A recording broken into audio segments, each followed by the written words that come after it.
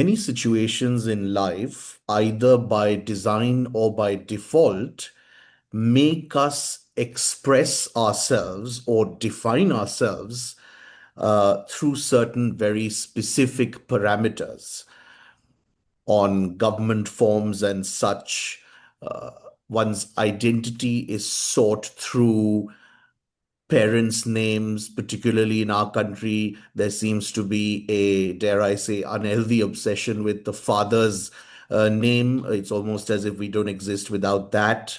And then, of course, depending on the forum, it could be certain pronouns, it could be gender. There are all of these different categories that we use in order to kind of communicate who we are. But really speaking, an individual's identity, in my understanding, is quite a complex set of values. And it's really sort of like, to use a cliche, as sort of layered as an onion or as nuanced as a piece of art, really, because so many factors influence it. It evolves as an individual grows up and hopefully also evolves. So, I find it a little bit restricting or limiting to really define it in the strictest terms via one, two, three chosen parameters or yardsticks or categories. Um, and because identity is constantly dynamic, changing, evolving, and is as nuanced as it is, when I came across our guest today quite by chance, I got a clear sense that she encompassed and embodied both the emotional and intellectual depth to really be able to investigate a concept such as identity in a very robust manner. And then when we got talking, it turns out that from amongst the many, many things that she does and pursuits she's involved in, it so happens that identity is a very important cornerstone of her current work. So I'm terribly happy that joining us is Jaspreet, a young hotelier, literary content creator, and with whom we are hoping to really dive into understanding identity a bit. I also want to very quickly share that it's important to underscore the sociological stage, I suppose, India finds itself in. Many of us are in a kind of transition phase, even from a national identity standpoint. There seems to be what was until recent years almost an embarrassment, an admission of one's subcontinental identity, now turning more and more into pride, of course, running the risk of becoming a little bit jingoistic. But that entire national identity or sociological identity also is a very important facet of what's going on in this identity ka khichdi. So I think it's important to mention that. But let me thank Jaspreet for indulging me, and agreeing to have this conversation. I think it's going to be a very important conversation, a very engaging conversation, and I really appreciate her making the time. So, a very warm welcome. Thank you. Thank you, Karthik. And thank you so much for such a generous introduction. It's funny when you say things like young hotelier or literary content creator. I truly never have thought of myself in these terms.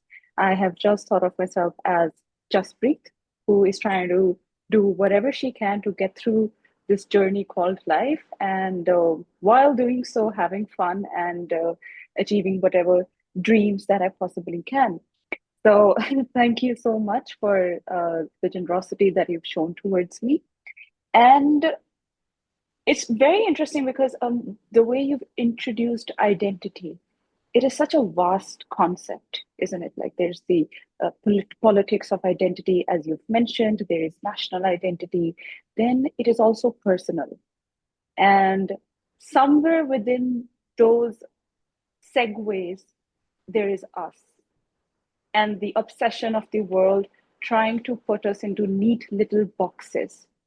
But I guess humans don't really work that way because we contain multitudes within us.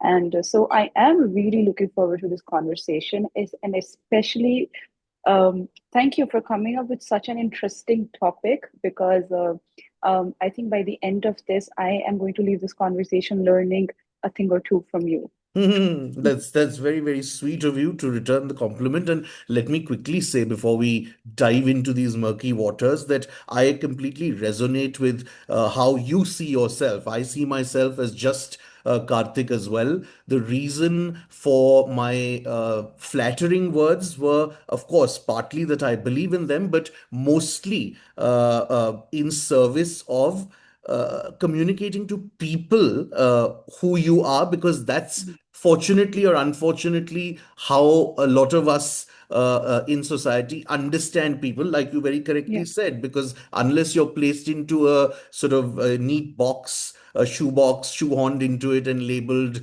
with one or maximum two words, I think it creates a lot of I don't know, almost discomfort. Anyway, that's another matter altogether.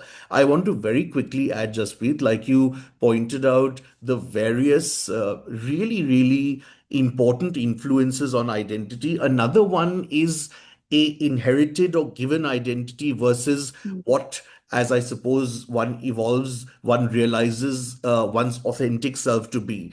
And that is something that can bolster and help and aid given the situation and circumstance, or at times become a huge contradiction and a point of conflict. So Yeah. that's another sort of thing that I'm sure we will touch upon. But before we do all of that, I would love for you to share with people what your current line of work is, which naturally is drawing you into this whole identity business in the first place. Right. Okay. So, as we did discuss earlier, so I have from the past year become completely obsessed with a Maharaja who was 78 years ago alive and is not anymore. So, a completely normal thing for a 32-year-old to be obsessed with a dead Maharaja. And so his name was Duleep Singh. He was the last Maharaja of Punjab. And this is during the colonial times. And he was exiled from Punjab, taken to England at a very young age, 11. In fact, he was 11 when he was taken away from his mother, from everything he ever held familiar, even language to the extent. And and in doing so, in being completely obsessed with him and sort of like compiling a book on him, somewhere in that space, I have become obsessed with the themes of belonging, identity, which is a huge part of of the sense of belonging, and how the things that we hold familiar, it could be language, it could be food, it could also be sensory, sensory play, how that plays into our mental health as well, and also in terms of thinking who we are, and that is what is keeping me occupied these days. This uh, long gone Maharaja and his very interesting life.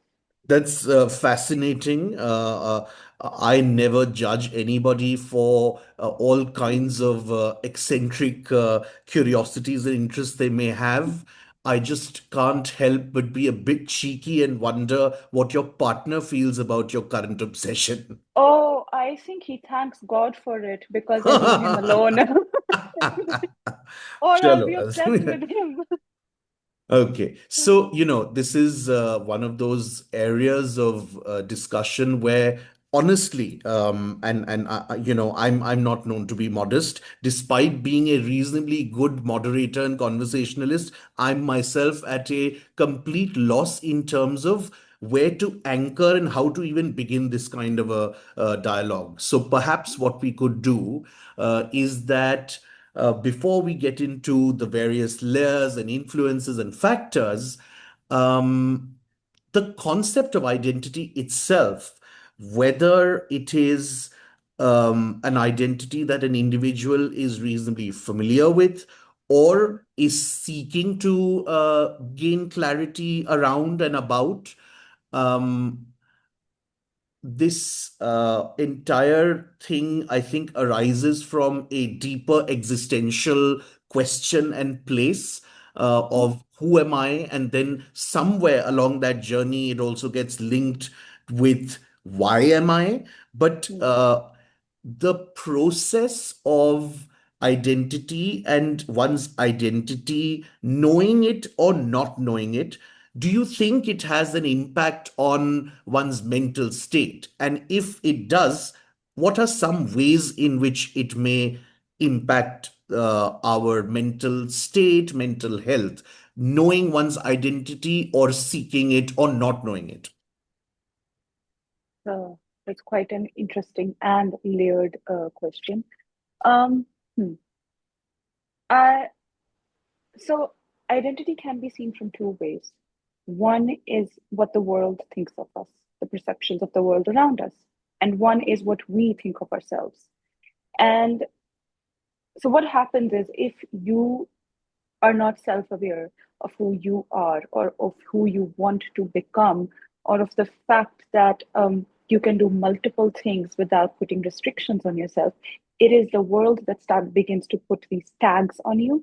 And then your course of life, which can really be like the course of a river, as wild and untamed as you know, as it should be, it begins to be disciplined according to the wishes of the others. So I am a huge believer into investigating who you are.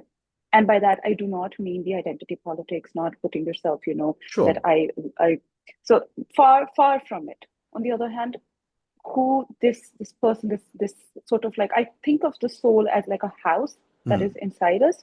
So what are the walls of this house made of? What are the Hmm. colors of these walls? What makes me happy? And and and being on that path, one can learn the many ways that they can shape their life. And um, and how does it affect the mental health? Oh, oh I my, this think is, perhaps it's yeah. fair to say that those of us who have a certain fundamental desire Hmm, to investigate and get to know ourselves better, if there are circumstances, situations, and factors that prevent us from undertaking that journey, it's safe to say that we that would make us frustrated and unhappy. hmm, And if we are able to undertake that journey and come to certain deeper awareness of, and as you very beautifully articulated through that house analogy, if we're able to visualize our house, then again, by that same token, it would bring certain amount of calm, self-assuredness, and all hmm. of that. Yes, for sure. And I think, um, and in doing so, you also, when you allow yourself to be, you allow others to be as well. So instead of, closing the gates of of the, of mind, you open these gates and you let yourself enjoy this journey, because to be, um, because quite honestly, we are all sort of visitors on this planet, and one day we're supposed to go. So while we are on this journey here, why not enjoy the many fruits that this planet has to offer, and while giving back.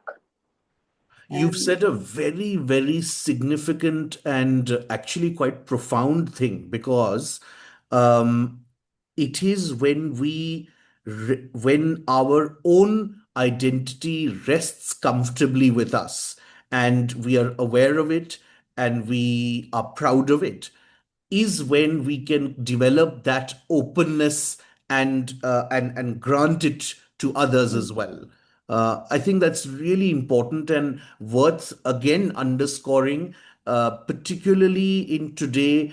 And I'm going to sound like a 100-year-old Dadaji, but when I look at the world and I see, ironically and tragically, people becoming oversensitive and touchy and so quickly and easily offended, and mm, rather than the other end of the spectrum becoming more myopic, dogmatic, mm, etc. I think that liberty and that allowing for just live and let live is so crucial. So yeah, that's a very, very important point. um you're somebody who has experienced also multiple cultures by virtue of living across small towns and big cities and also across continents. This may sound like an oversimplification, but would it be fair to say that these types of pressures that tend to assert themselves, where a given identity sometimes doesn't allow an individual to either undertake any kind of self journey, or for that matter, even have it occur to them, because we assume that ha hum to yehi hain, mm, happens more perhaps in India, South Asia, as compared with broadly the West? mm. Um, See, to I'm not sure if I'm the right person to do the comparison. However, yes, it is true when one puts themselves in a box and it especially happens with women a lot. We create our own boundaries, our own limitations, and while doing so, we also put limitations on our imagination. And if one's imagination is limited, how are you ever going to go ahead and achieve the many things that you possibly can? And so, yes, I also unfortunately see that happening a lot in North India where I live. Um, it's see, I do not want to create villains here, Of but course. but unfortunately, I guess the way the family system is also created, and for it to remain secure, we think that we need to police the other. We need to mold them in a way that this system stays secure. And when that begins to happen, we are obviously trying to control a route that should never really be controlled. And yes, so I do think to leave all that mumbo jumbo aside, yes, I do think that especially in India and for women especially, identity limitation plays a huge role in how our lives play out. I think again, you've sort of layered that with that really, really important facet of gender, because I would like to quickly add that because our entire organization was birthed by consequence and as an homage to a particular woman, and a lot and an overwhelming majority of our programming and content is from the perspective of women. One has had so many discussions around this, and in this entire milieu of what happens to the identity of a woman, it's very, very important for me to reiterate that Mhm, any number of women themselves, experts on the subject, have told us that particularly upon wedlock, mhm, there is this raft of expectations, mhm, and life altering circumstances that have nothing to do with that particular individual lady's own aspirations or desires. They're just thrust upon the person. And then also gives me an opportunity to share with you and with all of the others. There was recently a beautiful art exhibit here, It was called, I don't remember its exact title, but it was essentially an exploration of gender through kitchen tales. And so these micro kitchen sort of art installations had been set up, and Mhm. accompanying them was one story. And so one of the stories said that there's this conversation taking place between a mother and daughter. The daughter is, I think, in about to graduate high school, and she says, "Mama, you make everybody's favorite food so well." And then that naturally goes into this. Okay, so this girl starts recounting Papa's favorite dish is this one's is this one's is this one's is this. And then she comes to her own mother, whom she's facing, and saying, "And Mama, yours is," and she doesn't have an answer. She has no Oh. recollection of what her own mother's favorite food is, because that does tend to be the kind of dilution that is just a Mm, very, very tiny symptomatic example of that dilution and almost near extinction of mm, identity of the person who once was. That mm, tends to happen as life takes over and responsibilities and duties and so on and so forth, which is also a huge reason for the constant and omnipresent guilt that a lot of women feel and face. Mom guilt, partner guilt, daughter mm, in law guilt, this guilt, that guilt.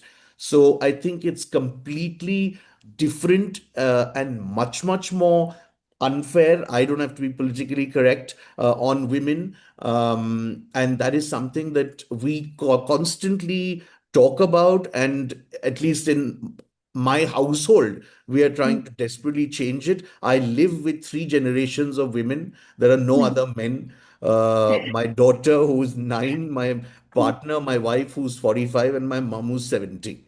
So it's interesting and very educational.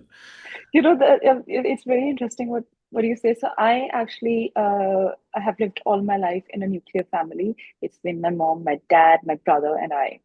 And same. So my mom and dad live their lives the way they want to live, right? And there is un luckily not as many gender expectations or roles put on my mother. And then when I met my husband, he comes from a joint family.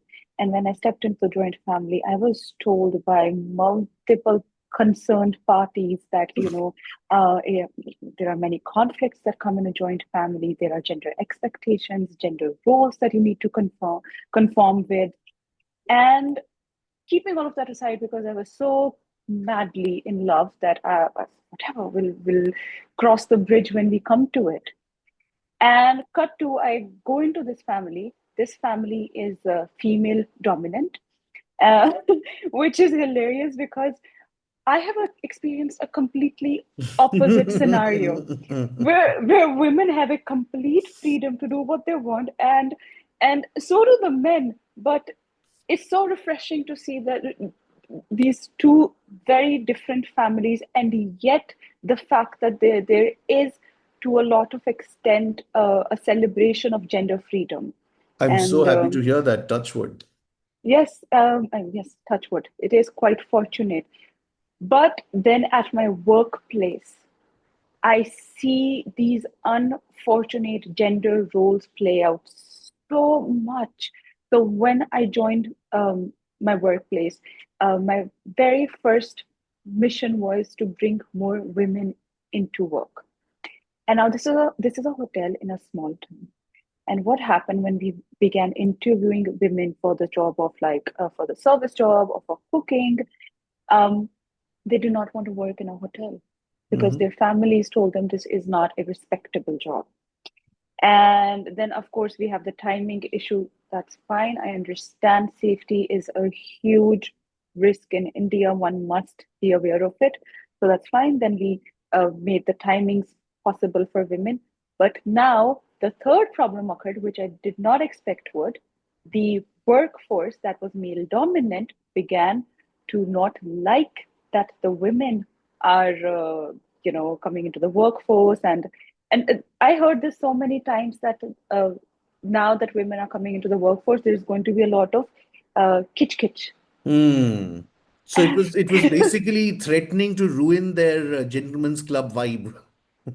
I I do not know. To be very honest, I still haven't been able, like even after like 4 years, I haven't been able to wrap my head around it.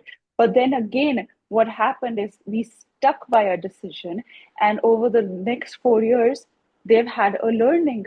There's been a learning curve, and the very men who said there's going to be a whole lot of kitch kitch now come up and say that, oh, because there are women in the workforce, that men are well behaved now. So they're much more polite.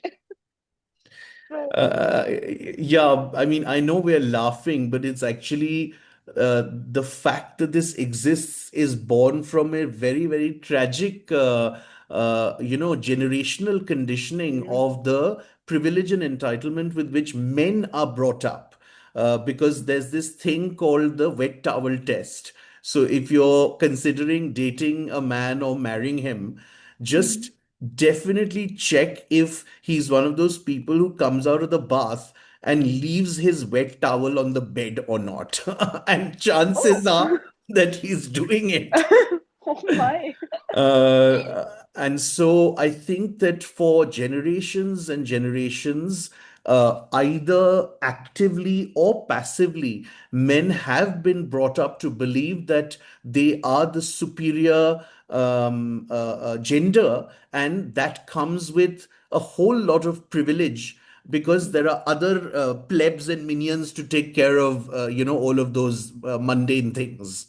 Very recently, a counseling client of ours told us that, there was a huge hullabaloo at her place, recently married person, because she asked her husband to mop the loo.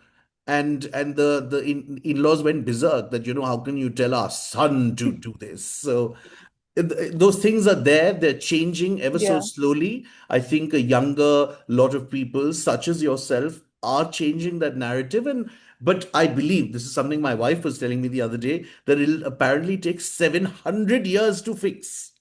Oh my. Oh my. Imagine. Yes, because you sort of are, you actually are reversing conditioning.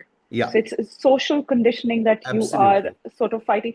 And it's not just like sometimes within our, like within, even if you might think of yourself as woke or, somebody who's trying to fight for the better cause, but you're also conditioned in a way sometimes that one would question themselves that perhaps things are okay the way they are. Perhaps I can drop this battle and pick another one.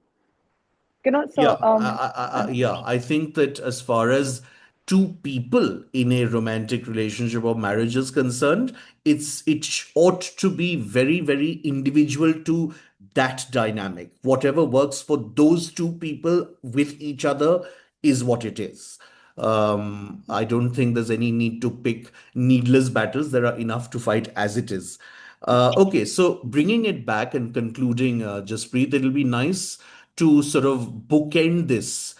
For now, you've been delving into Maharaja Duleep Singh. Are there mhm. some interesting facts or contradictions for that matter that you've come upon or hit upon as part of your work and research in terms of his identity? Well, yes.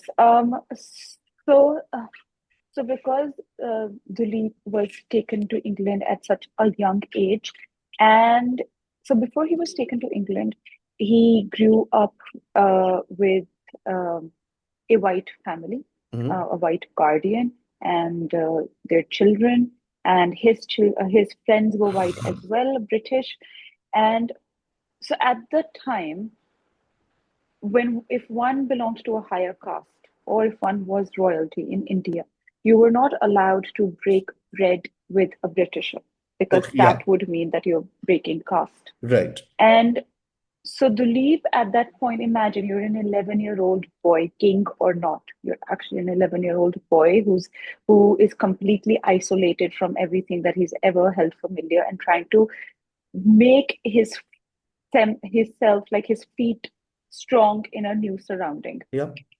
But now he cannot sit down with his friends or even have tea. So what Duleep does is he goes ahead and cuts his hair, which is a huge thing for a Of Sikh. course, of course. And he breaks his caste, and then he says that, oh, now I can have tea with my friends because I am not a Sikh anymore. I have cut my hair. And then he goes ahead and converts to Christianity for various reasons, also because his guardian believed that um, you have to be Christian in order to get into heaven in the afterlife.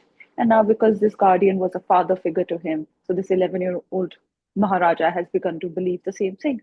He converts.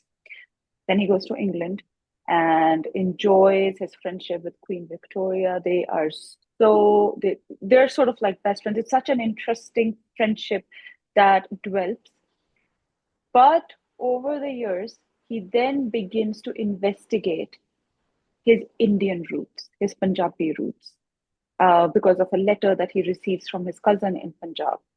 And that is when he realizes that he has sort of untethered himself from his roots, and he doesn't, and to ground himself, he begins to learn Punjabi again. He learns to read the Guru Granth Sahib, and that leads to a whole other conflicts in England amongst the royal family and the parliament and blah blah blah. But and in doing so, when Duleep does this, I think he is such a modern example of where we are between that identity of modernism and tradition, and sort of Yeah, like that mismatch yeah, that yeah, is happening with us. And and then of course the way he is uprooted, put again, it's sort of like a plant, right? You uproot the plant, put it in the new soil, you uproot it again, put it in the new soil. yeah, The plant's ultimately going to die. It's not going to have that healthy growth. yeah. and and that is honestly where that sort of duality is what has always attracted me to the Leap's story, and the sort of not identity politics, but what identity means personally to us and what it does to our psychology and to interpersonal relationships. Absolutely. Yeah. And I'm so happy in a sense, purely out of selfish interest that we are concluding on this because it really sums up actually it's almost his story, which is obviously a completely true story, is a microcosm and so emblematic of Mm, this dislodging and this divide that a lot of cross cultural individuals feel and experience. And there's years spent first in distancing yourself very consciously from the motherland, and adopting this other foreign place as one's own. And then I think at a certain age and stage in life, and compelled by certain reasons, in this case being that letter, there is again this journey that begins, and then there's inevitably a kind of a, if not physical, but a spiritual return to the mm. roots. Yeah, yes, yes. And I think when we had our initial conversation, it was really interesting that you said this, that maybe via the leap, I am investigating my roots and sort of coming home to myself, which is again like extremely interesting because again, as like women are constantly um, uprooted from whatever they've ever held dear during a wedlock, and then that leads to a true investigation of who we are. And if one is so sure in who they are, it, I mean, it can open up so many avenues. And so it was very interesting when you said that, because that has led me down the rabbit hole of investigating that, where in the Leap's story do I stand and Yeah. why am I attracted to his story? Yeah, I think, I mean, it just jumped out at me. That was, I suppose, me commenting from my counselor's hat on, because, at the end of the day, our pursuits are fundamentally underlined by, it's not selfish, it's just a motive deeply connected with ourselves. Mm-hmm. So, yeah, wonderful. I mean, it's been a fascinating conversation. This is one of those things that one can go on and on endlessly. Perhaps at some point we can do a part two, but we will put a full stop on it for now. and let you carry on with your day. Thank you so much. Thank you. Very, Thank you, very Karthik. interesting chat, and all the best with all your various pursuits. Thank you. Thank you so much, Karthik. I hope you have a great day and I hope to talk to you soon. Thanks.